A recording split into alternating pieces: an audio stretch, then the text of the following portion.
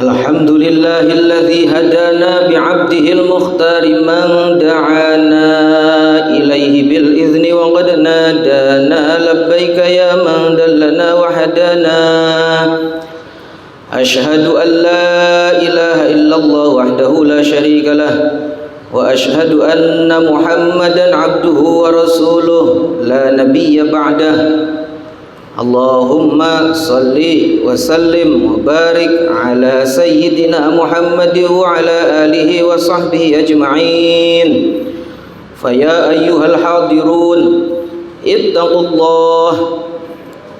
الله حق تقاته ولا تموتن إلا وأنتم مسلمون قال الله تعالى في القرآن الكريم أعوذ بالله من الشيطان الرجيم بسم الله الرحمن الرحيم ألم نشرح لك صدرك ووضعنا عنك وزرك الذي أنقض ظهرك ورفعنا لك ذكرك Sadaqallahul azim.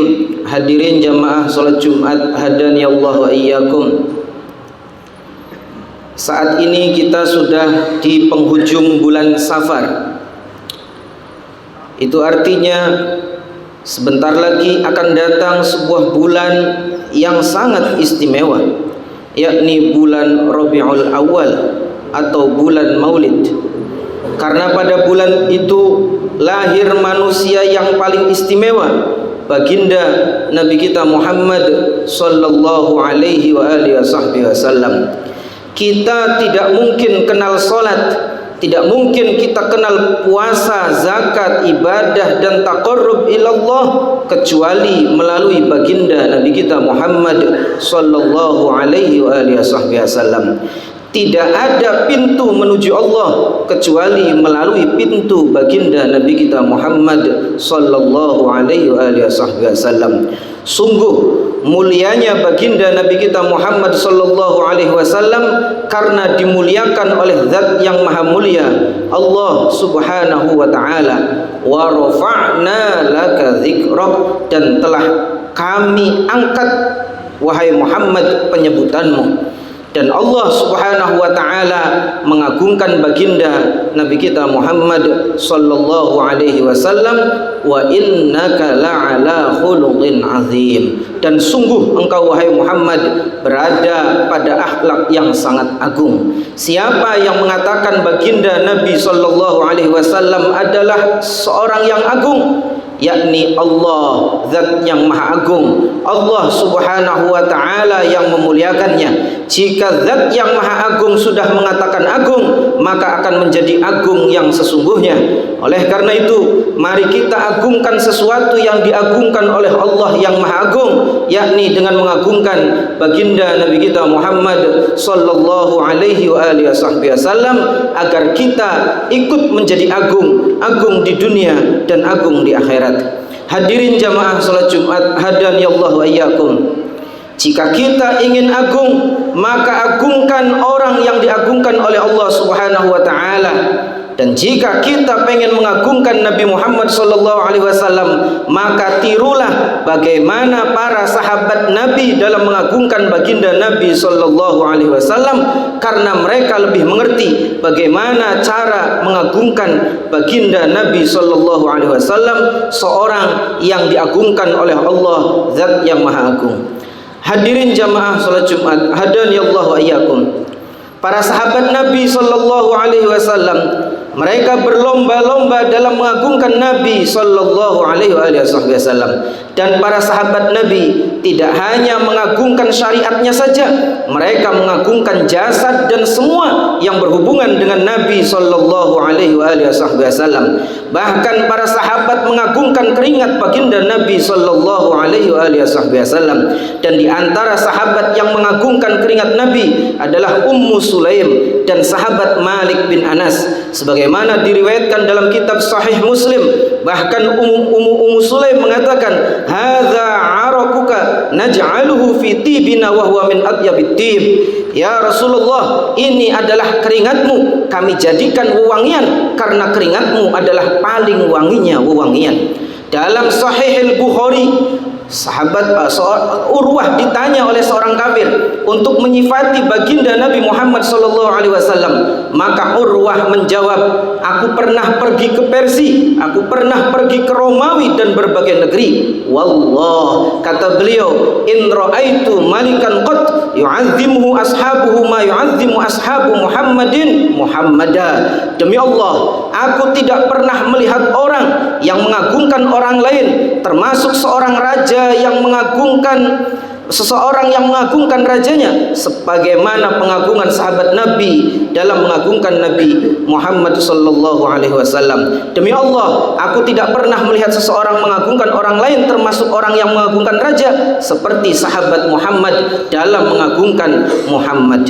Mereka para sahabat Nabi tidak hanya mengagungkan syariat, wallah in tanahhaman khamatan illa waqa'at fi kaffi rajulin minhum. Demi Allah, tidaklah Muhammad membuang dahak kecuali jatuh di tangan para sahabat. Fadallaka biha wajhahu, dan mereka para sahabat mengusap dahak Nabi ke wajah mereka. Hadis ini diriwayatkan oleh Imam Bukhari dalam Sahih Al-Bukhari. Hadirin jamaah salat Jumat, hadani Allah wa iyyakum. Dalam hadis riwayat Imam Bukhari, Muslim dan Imam Ahmad dalam musnadnya, ketika Nabi Muhammad SAW mencukur rambutnya pada haji wada, baginda Nabi SAW membagi-bagikan potongan rambut dan kukunya.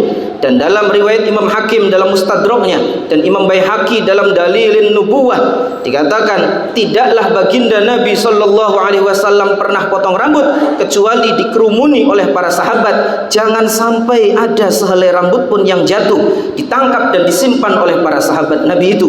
Dan di antara orang yang menyimpan rambut baginda Nabi SAW adalah sahabat Khalid bin Walid, panglima perang. Pernah suatu ketika saat perang Yarmuk dan perang sedang berkecamuk, Sayyidina Khalid berbalik arah dan menyuruh prajuritnya untuk mencari kopiahnya. Ditanya oleh sahabat yang lain, apa yang sedang engkau cari wahai Khalid? Ini perang sedang berkecamuk. Sayyidina Khalid mengatakan, kopiahku ketinggalan, kopiahku jatuh. Maka para sahabat mengatakan, biarkan saja kopiahmu itu. Maka Sayyidina Khalid, seorang panglima perang, mengatakan, jangan remehkan kopiahku itu, karena di dalam kopiahku itu tersimpan rambut baginda Nabi sallallahu alaihi wasallam, dan ketika aku berperang menggunakan kopiahku itu, Allah selalu memberikan aku kemenangan. Hadirin jamaah salat Jumat, hadani Allah wa iyyakum.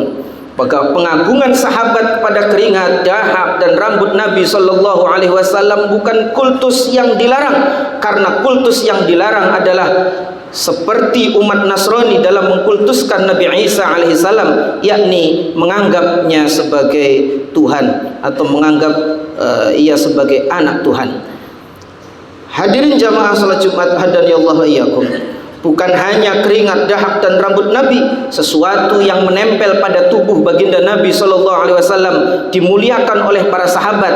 Dalam Sahih Muslim diceritakan bahwa Sayyidat Asma binti Abu Bakar, kakak dari Sayyidat Aisyah, istri baginda Nabi SAW, beliau mengatakan, hadhihi jubbatu Rasulillah SAW. Ini adalah jubahnya Rasulullah SAW. Hadhihi kanat 'inda Aisyah hatta kubidat. Dulu jubah ini dipegang oleh adikku Aisyah. Falamma kubidat qabattuha. Ketika adikku Aisyah wafat, aku yang menyimpannya. Fanahnu naghsiluha lil mardo tastashfi biha. Kata Siti Asma binti Abu Bakar, jika ada orang sakit, aku celupkan jubah Nabi ke air untuk diminum, dan atas izin Allah, Allah sembuhkan orang sakit tersebut. Hadirin jamaah salat Jumat, hadani Allah wa iyyakum. Mengagungkan dan mengambil berkah Nabi sallallahu alaihi wasallam dan semua yang berkaitan dengan Nabi bukan kultus dan tidak syirik. Yang dimaksud dengan baginda Nabi, yang dimaksud dengan sabda baginda Nabi, la tatruni kama atratin nasara ibn Maryam fa innama ana abduhu faqulu abdullahi wa rasuluh. Janganlah kalian mengkultuskan aku sebagaimana orang-orang Nasrani telah mengkultuskan Isa putra Maryam. Aku, kata Nabi, hanya hambanya, hamba Allah subhanahu wa ta'ala. Maka katakanlah Abdullah wa rasuluh, Nabi Muhammad adalah hambanya dan utusannya. Hadis riwayat Imam Bukhari. Orang yang mengagungkan dan mengambil berkah baginda Nabi sallallahu alaihi wasallam jelas berbeda dengan orang Nasrani yang mengkultuskan Nabi Isa. Orang Nasrani menganggap Nabi Isa sebagai Tuhan dan anak Tuhan, sedangkan orang yang mengagungkan baginda Nabi sallallahu alaihi wasallam tidak pernah menganggap Nabi sebagai Tuhan dan anak Tuhan. Di dalam Al-Quran Allah Subhanahu wa ta'ala menceritakan terkait dengan kisah Nabi Yakub yang dipisahkan dengan putranya Nabi Yusuf. Allah Subhanahu wa ta'ala dalam Al-Quran mengatakan, idhabu biqamisi hadha fa'alquhu ala wajhi abi ya'ti basira. Nabi Yusuf memerintahkan kepada para saudaranya, pulanglah dengan membawa gamisku ini. Idhabu biqamisi hadha, pulanglah kalian dengan membawa gamisku ini, usapkan ke wajah ayahku, maka penglihatannya akan kembali. Hadirin jamaah salat Jumat hadani Allah wa iyyakum. Nabi kita Muhammad sallallahu alaihi wasallam mulia sebelum lahir, mulia ketika lahir, mulia setelah lahir, mulia ketika hidup, mulia ketika wafat, dan kemuliaan Nabi kita Muhammad sallallahu alaihi wasallam tidak berkurang dengan wafatnya beliau. Bersamaan dengan kelahiran baginda Nabi sallallahu alaihi wasallam, api yang ribuan tahun disembah menjadi padam, runtuhnya kekaisaran dan patung-patung berjatuhan, serta bayi yang lahir di tahun itu semuanya adalah laki-laki. Kelahiran Nabi jelas berbeda dengan kelahiran kita, dan merayakan serta bergembira dengan lahirnya baginda Nabi sallallahu alaihi wasallam adalah sesuatu yang boleh, dan setiap dari kita harus bergembira dengan kelahiran baginda Nabi Muhammad sallallahu alaihi wasallam, karena itu adalah iman. Qul bi fadlillahi wa bi rahmatih fabidzalika falyafrahu. Katakanlah wahai Muhammad, dengan anugerah dan rahmatnya hendaklah mereka bergembira. Dan Nabi kita Muhammad sallallahu alaihi wasallam adalah rahmat teragung. Wa ma arsalnaka illa rahmatan lil alamin. Tidaklah kami mengutus engkau wahai Muhammad melainkan sebagai rahmat bagi seluruh alam. Dalam Sahih Bukhari diceritakan Abu Lahab mendapat keringanan siksa setiap hari Senin karena pernah bergembira dengan memerdekakan budaknya yang bernama Thuwaibatul Aslamiyah, yang di saat kelahiran baginda Nabi sallallahu alaihi wasallam.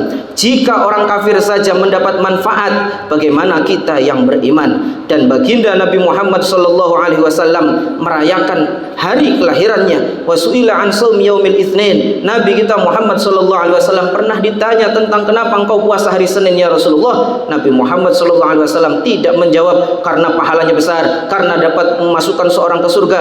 Beliau menjawab, dzaka yaumun fihi wulidtu, atau dzaka yaumun wulidtu fihi. Hari itu adalah hari di mana aku dilahirkan, maka aku berpuasa sebagai ungkapan syukur dan kegembiraanku kepada Allah Subhanahu wa taala. Baginda Nabi sallallahu alaihi wasallam tidak menjawab dengan jawaban yang lain. Beliau menyebut kelahiran beliau.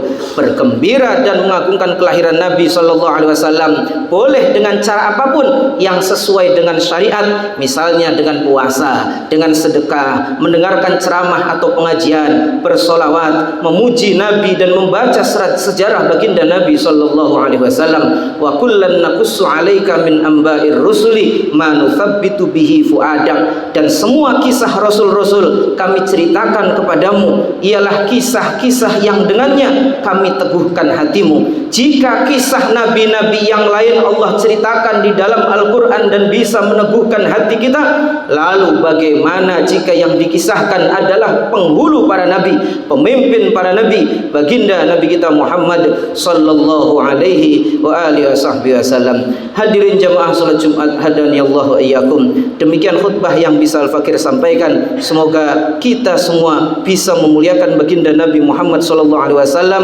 sehingga kita menjadi mulia di dunia dan mulia di akhirat. Amin ya rabbal alamin. Aqulu qouli hadza fastaghfirullahal azim li wa lakum wa lisairil muslimin wal muslimat wal mu'minin wal mu'minat fastaghfiruhu innahu huwal ghafurur rahim.